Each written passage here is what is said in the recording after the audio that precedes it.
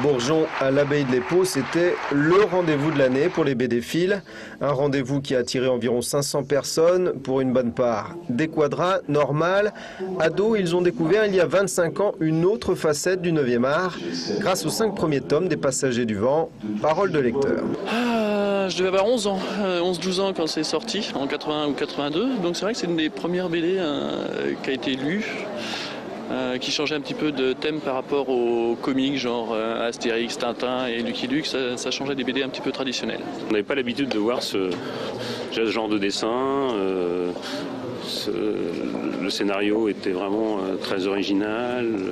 Voilà. Enfin, moi, j'avais rien lu d'aussi bien avant. Alors, la saga et puis le dessin, l'histoire. C'est toujours, on revient toujours au principal, c'est l'histoire. L'histoire se poursuit justement avec le tome 6, La petite fille bois caïman, paru il y a 10 jours. Il suscite déjà beaucoup d'attentes. Eh bien, j'en attends beaucoup de surprises puisque vraiment c'est la découverte aujourd'hui. Donc je vais le parcourir et puis voilà. Et ma fille qui est là découvre les Passagers du Vent et elle-même a envie de les lire, donc voilà, de les découvrir. Je trouve ça chouette l'idée de repartir sur une base où on n'est pas obligé d'avoir lu forcément les 5 tomes. Donc on a envie de lire le second. Je reste encore un peu sur ma faim, comme toujours quand il y a des séries qui sont démarrées où il faut attendre encore un an et demi pour avoir la suite.